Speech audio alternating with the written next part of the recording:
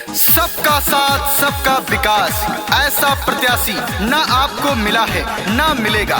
तो भाइयों बहनों याद रखिए, ईमानदार, कर्मठ, संघर्षशील, जुझारू, आपके सुख दुख के साथी, आपके अपने गांव के निवासी मोहम्मद सुफियान शेख को इस बार अपना प्रधान बनाना है और अपने क्षेत्र में विकास लाना है और विकास की रफ्तार को आगे लेकर के जाना है।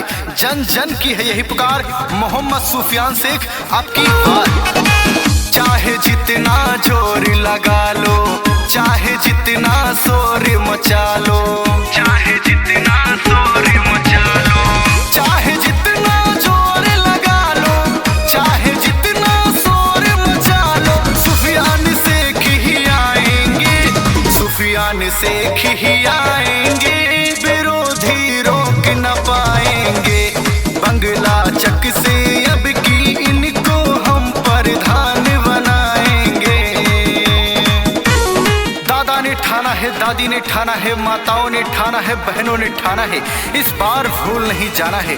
मोहम्मद सुफियान शेख को अपना प्रधान बनाना है, किसी के झांसे किसी के बहकावे में नहीं आना है, पिछली बार वाली गलती नहीं दोहराना है।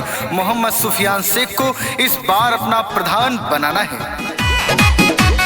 गली गली में बिजली पानी पक्की सड़क बनाएंगे, सारी सरकारी सुविधाएं घर घर तक पहुंचाएंगे। साजिश चाहे जितनी रच लो, साजिश चाहे जितनी रच लो, होनी है जो होगी ही, सुफियान शेख ही आएंगे, विरोधी रोक न पाएंगे। बंगला चक से अब की इनको हम प्रधान बनाएंगे।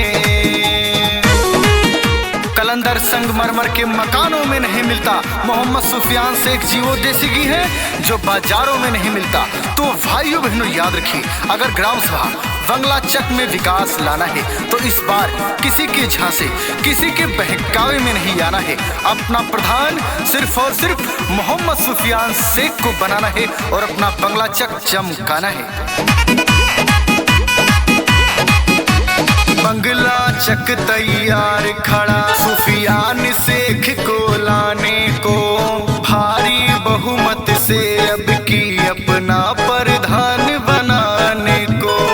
बोल रही है जनता सारी, बोल रही है जनता सारी, आस पूरी होगी ही, सुफियान शेख ही आएंगे, विरोधी रोक न पाएंगे।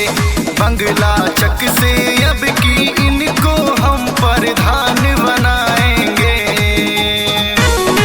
मोहम्मद सुफियान शेख जी का वादा है, अगर वो ग्राम सभा बंगला चक से प्रधान बनते हैं तो हर पात्रित व्यक्तियों को कॉलोनी देने का काम किया जाएगा, हर पात्रित व्यक्तियों को विधवा, वृद्धा, विकलांग पेंशन देने का काम किया जाएगा, गली गली में आरसीसी रोड बनवाने का काम किया जाएगा, हर घर में शौचालय बनवाने का काम किया जाएगा। ऐसी तमाम सरकारी सुविधा है जो सारी जनता तक पहुंचाने का काम किया जाएगा।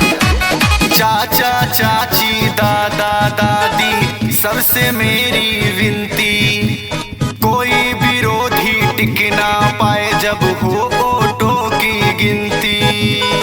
बोल रहा है बच्चा बच्चा, बोल रहा है बच्चा बच्चा, जीत इन्हीं की होगी ही, सुफियान शेख ही आएंगे, विरोधी रोक न पाएंगे। बंगला चक से अब की इनको